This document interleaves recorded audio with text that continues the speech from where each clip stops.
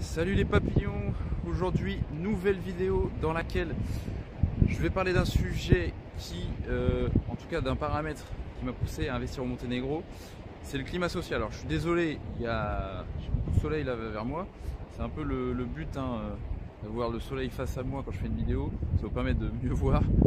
Mais là j'ai pas de lunettes de soleil, donc vous inquiétez pas, si je regarde un peu à droite et à gauche, ça va être un peu la façon d'affronter le soleil. Donc j'en profite parce qu'il n'y a pas trop de vent pour faire la vidéo. En tout cas j'espère que ça va pas trop s'entendre, parce que pour moi j'en entends pas trop. Alors ouais, aujourd'hui j'ai parlé du climat social. Pourquoi? Parce que c'est un des paramètres qui m'a poussé tout simplement à quitter la France et à investir aussi au Monténégro sur le climat social. Et je vais tout simplement parler du climat social en fin de compte en parlant du climat social en France et en parlant du climat social au Monténégro. Mais dans cette vidéo ça va être juste concernant la France, parce qu'il y a un peu trop de contenu pour faire une seule vidéo. Donc je vais commencer tout de suite avec la France, avec trois piliers que je vais analyser sur les deux pays. Le premier pilier, c'est la religion, c'est la foi. Pourquoi je parle de ça? Parce que la France est un pays laïque, et le fait que ce soit un pays laïque, c'est aussi la conséquence de différents changements fondamentaux dans la société qui concernent le climat social aujourd'hui. Comme vous savez, donc la France est un pays laïque, donc un pays chrétien, chrétien de nature, et aujourd'hui, et c'est pas d'aujourd'hui, hein, ça fait quand même pas mal de temps, on peut constater quand même que la France dans son ensemble, la majorité de la population n'est plus croyante, n'a plus la foi en Dieu. Ça c'est une première chose, et même s'il reste des croyants, notamment catholiques, mais aussi de d'autres confessions sur le territoire.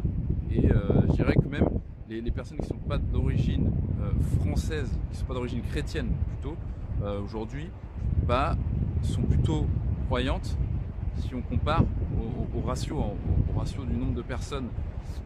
Si on compare le nombre de personnes en France qui ne sont pas d'origine chrétienne et qui sont par contre croyantes, comparé aux Français qui sont nés en France et qui sont d'origine chrétienne, bien sûr, il y a une différence fondamentale, c'est que les autres populations qui ne sont pas chrétiennes, elles par contre sont souvent croyantes et pratiquantes, alors à plusieurs degrés.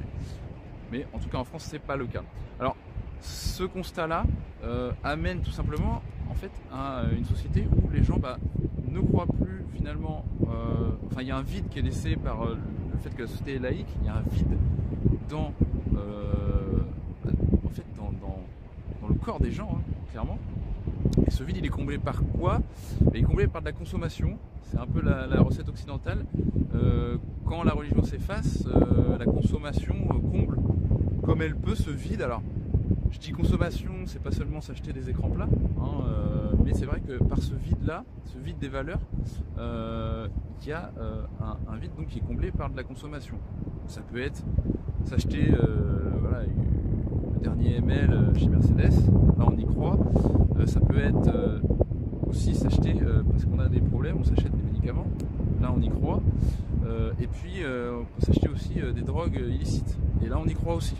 Et ça permet de combler ce vide assez qui est vraiment à l'intérieur même des individus, hein, qui est comblé comme ça en consommant, quoi. Donc ça c'est un constat qui est juste très très visible, hein, parce qu'en fin de compte vous avez juste à marcher dans la rue en France pour constater, si vous avez l'œil un minimum aiguisé, vous croisez les gens dans la rue, vous voyez des zombies, quoi. Vous voyez des zombies, vous voyez que les gens sont vides. Et ça c'est quelque chose qui m'a particulièrement choqué, et d'ailleurs qui est plutôt vrai dans les villes, j'ai remarqué, hein, plutôt qu'à la campagne. Et les gens sont assez vides, et ça c'est très flippant.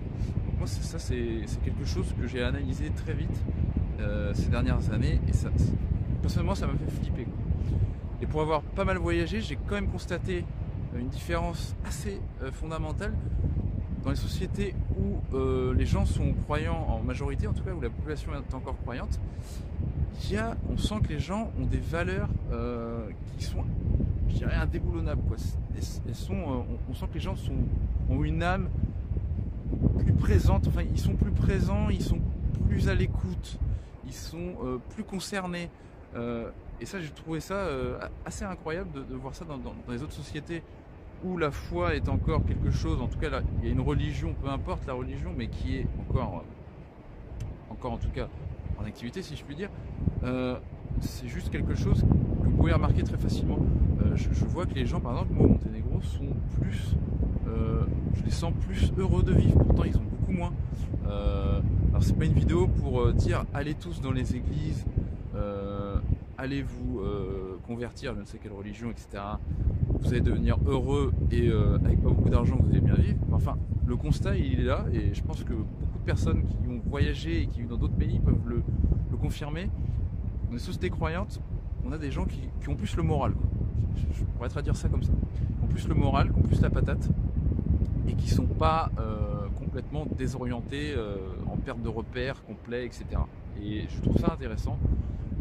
Et après chacun en fera son propre avis, mais c'est un constat, je pense, qui peut être partagé par beaucoup de personnes qui vivent dans différents pays. En fait, c'est pas une spécialité pour Monténégro. Donc ça, c'est le premier constat de la société française où on a des gens vides. Et les gens qui sont vides sont comblés par une consommation qui peut être plus ou moins bonne, mais plus ou moins aussi dangereuse. Donc ça m'amène au deuxième critère que je vais vous exposer ici par rapport au climat social. Le climat social, donc en France, est assez désagréable aussi pour les conflits sociaux qu'il y a, mais c'est pas d'aujourd'hui. Disons que ça s'intensifie avec les gilets jaunes. C'est quelque chose qui démarre qui est assez régulier depuis pas mal d'années. Et là, ça explose avec les gilets jaunes. Je pense que les revendications, tout simplement, je vous donne mon avis en même temps, comme ça vous l'aurez. Les revendications des gens sont légitimes par rapport au travail fourni par les élites en France qui font à peu près n'importe quoi dans tous les domaines, économiques, enfin le sport, tout. En fait, il n'y a rien qui va. Les mecs sont complètement déconnectés et les femmes aussi, hein, qui sont en train de diriger la France depuis quelques années. Les gens ont raison. Maintenant, la manière de s'exploser la gueule contre des CRS et puis les forces de l'État, je trouve pas que c'est la manière la plus efficace pour changer telle ou telle chose. Et moi ça me fatigue parce que les manifestations, les grèves, etc. c'est pas depuis 2020, hein, ça fait quelques temps, ça s'intensifie vraiment. À part du sang, les gens n'ont pas gagné grand chose. Donc je trouve ça un peu dommage d'insister là-dessus. Mais bon, moi ça fait plus d'un quart de siècle que j'ai passé en France, donc je pense que je suis assez légitime pour parler tout simplement du climat social en France de manière générale. Et là, ces manifestations-là, c'est chiant quand les gens veulent aller travailler, nourrir leur famille et puis tout simplement vivre. On est bloqué de partout, le peu de moments on a du répit, il n'y a pas d'essence à la station, on peut mettre que 20 €. Il y a des gens qui sont avec des jerrycans, il y a des situations complètement de pré-guerre civile. Vous allez faire des courses dans certains endroits, etc. Ça commence vraiment à partir en couille à ce niveau-là. Donc je trouve ça assez dommage, mais malheureusement c'est pas prêt de changer. Et je dirais que le problème principal de toutes ces manifestations, qu'elles soient physiques, qu'elles soient dans la communication, etc., le problème majeur c'est que les gens vont quand même continuer à aller voter prochainement. Donc tous les 5 ans ils y vont. Et il y a le problème, c'est que s'ils veulent vraiment un changement, il faut arrêter de jouer au jeu aussi. Et les gens continuent à jouer au jeu. Le Père Noël, tous les 5 ans, ça va changer. Et ça se finit jamais. Donc c'est vraiment désagréable de voir que les gens n'ont aucune capacité quasiment d'évolution et d'émancipation. Puisque on ne peut pas dire qu'il y aura un changement qui va se faire par les urnes. Hein. Je veux dire, ceux qui croient encore, bah écoutez, autant croire au Père Noël, quoi. Donc voilà. Moi je pense qu'il y a d'autres solutions qui sont basées plus sur l'investissement personnel pour finalement avoir une vie de meilleure qualité et pas une vie d'esclave. Maintenant, c'est aux gens de décider, quoi. Donc ça c'est le pilier, on va dire, sur les conflits sociaux, quoi, qui sont pour moi très fatigants, quoi. Et je pense que pour beaucoup de personnes ça commence à bien faire. Et le fait de se faire brûler une voiture, si vous avez une voiture parce que vous avez bien travaillé, vous avez eu l'occasion de vous acheter une Porsche et qu'elle brûle parce que vous avez pas beaucoup manifesté, mais vous avez beaucoup travaillé, je trouve ça un peu dommage, quoi. Donc cette ambiance-là, moi, c'est pas trop mon... C'est une des raisons aussi pourquoi là moi, personnellement, les gens qui restent en France, je leur souhaite bien du courage, parce que ce soit des gens qui soient riches, ou de classe moyenne, ou d'une classe sociale relativement peu aisée, ça va être la merde. Donc bon, les gens font ce qu'ils veulent. Et je dirais que le troisième pilier, c'est la sécurité. Donc en France, si on résume, on n'a plus d'homogénéité entre les classes sociales, entre les gens qui sont de différentes confessions et qui ne sont pas croyants. Et la troisième, et ça concerne tout le monde, le troisième pilier, c'est la sécurité. Aujourd'hui en France, qu'est-ce qu'on voit? On voit qu'il n'y a plus de sécurité, et ça date pas d'hier. Et je me rappelle de Manuel Valls qui avait fait une déclaration, et là il n'y a pas beaucoup de choses qui me choquent maintenant dans tout ce qui est déclaration, télé, médias, etc., puisque je ne regarde plus la télé depuis au moins 5 ans, mais on tombe toujours sur des trucs. Et j'étais tombé sur une déclaration de Manuel Valls qui disait aux Français, écoutez, il va falloir s'habituer aux attentats, c'est que le début, et dans les années à venir il va falloir s'habituer. Pour moi, non, je ne vais pas m'y habituer, je ne m'y suis pas habitué et je m'y habituerai jamais. Dire cela à 65 millions de Français, ça va déjà pas fort. Rajouter ça me semble très dangereux. Pourquoi il n'y a pas de sécurité en France? Il faut quand même se poser des questions. Je pense que les réponses sont très faciles à trouver. Pourquoi dans plein de pays d'Europe il y a une sécurité top? Pourquoi il n'y a pas d'attentats dans les Balkans, alors que pourtant il y a des gens qui ont des identités beaucoup plus fortes qu'en France, où les gens ne savent même pas ce que c'est être français, etc. Et on n'a pas d'attentats, on n'a pas une scène de violence avec un petit gars qui est perdu, etc., qui va choper des gens au poignard, comme à Villejuif là avec Nathan. Enfin, vous voyez, Nathan, quoi, le mec s'appelle Nathan, il est né en France, apparemment il était un peu perdu, il a lu un bouquin, le mec, et le mec va poignarder des gens près d'un carrefour. Et tout ça avec une forte imposition, ça me paraît compliqué à vivre, quoi. Je sais pas vous, mais moi je trouve ça hallucinant. L'État qui nous dit bon, et puis en plus par rapport à ce petit, je parle de la scène qu'il y a eu, terrorisme, parce que pour moi ça en est, mais les gens à la télé se posent des questions si ça en est ou ça en est pas. Bon, un mec qui poignarde des gens dans un parc et qui tue une personne, hein, c'est pas non plus enfin je sais pas, c'est pas un peu plus qu'un fou, quoi. Il est fou certainement, mais je veux dire, c'est du terrorisme, quoi. Donc le mec s'appelle Nathan, il est né en France, donc on voit qu'en France on commence à plus réussir à faire du Made in France, sauf qu'on arrive à faire du terrorisme Made in France. C'est quand même flippant, quoi. Donc Nathan, voilà, il s'appelle Nathan. Le gars il devait avoir 20 ans, il a 20 ans, il avait 20 ans, ouais, un peu plus de 20 ans peut-être. Et le mec, voilà ce que ça donne, quoi. Donc on a un vide moral, vous voyez comment il peut être comblé, un vide des valeurs. Et puis au niveau sécurité, voilà ce qui se passe, quoi. Donc c'est quand même hallucinant de dire qu'on va s'habituer à ça. Enfin je sais pas, moi je trouve ça irresponsable, et ça fait longtemps. Manuel Valls il est parti depuis longtemps, mais comme on peut voir ça a commencé dès le début d'année, ça va pas s'arrêter.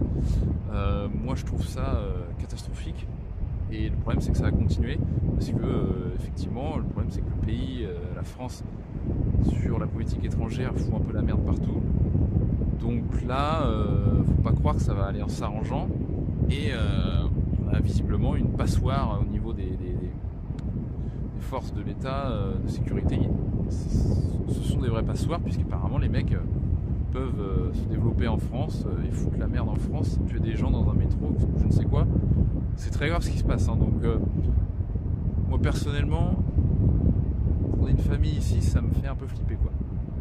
Donc se dire qu'on va se balader dans un parc et qu'il y a un mec qui va shooter quelqu'un de votre entourage, Tout ça parce qu'il a lu un bouquin pendant je ne sais combien de mois et que ses parents, on ne sait pas où ils sont. Hein. Parce que bon, les mecs qui sont perdus, et qu'est-ce qu'ils font leurs parents? Je sais pas. Parce que bon, faut pas tout mettre sur la cause de l'État. Les parents, ils sont où là? Je sais pas. Donc bon, je pense que voilà, sur le climat social, j'ai fait le tour. Je crois pas que j'ai besoin de développer un peu plus sur la France. Et vous verrez que le Monténégro, même si en ce moment il y a des manifestations, mais je vais en faire, donc je vais en parler un peu dans la prochaine vidéo. Des manifestations qui concernent la religion justement orthodoxe. Voilà. Monténégro, les gens sortent pour la religion et moins pour des écrans plats. C'est un peu ça. Ça paraît un peu brut comme ça, mais c'est vraiment ça quoi. Pour les gens, le peuple du Monténégro, constitué de Serbes, de Monténégrins et puis une partie d'Albanais et d'autres confessions, il y a même des Croates, enfin d'autres nationalités. Voilà ce qui se passe. Les gens sortent parce qu'on attaque leurs valeurs et leur foi. Ça me semble un peu plus louable comme manifestation. Et voilà, c'est pas quelque chose qui arrive tous les jours. On soit bien d'accord. Donc voilà, je vais vous laisser ici les papillons. J'en profite pour passer un bonjour amical à Aurélien qui va se marier très prochainement en Australie. Et donc un abonné de la chaîne, Aurélien, écoute, je te souhaite une bonne année et le meilleur pour 2020. Et puis j'espère que tout va aller pour le mieux pour toi et que la route va continuer comme toi tu l'as décidé. Voilà, et j'en profite pour souhaiter une superbe année à vous tous les papillons. Moi je souhaite principalement de la santé aux gens et le reste je souhaite jamais, je vous souhaite évidemment beaucoup d'argent, beaucoup de succès, etc. Mais je souhaite principalement la santé. Le reste pour moi n'a pas beaucoup d'importance en fin de compte, parce qu'avec la santé vous allez pouvoir obtenir tout le reste. Donc voilà ce que je peux vous souhaiter à tous. Je vous dis à bientôt pour donc une nouvelle vidéo. Normalement c'est sur le Monténégro, sur le climat social au Monténégro. Voilà, j'espère qu'il n'y a pas eu trop de monde dans la vidéo. Je vous laisse ici les papillons. Ciao ciao.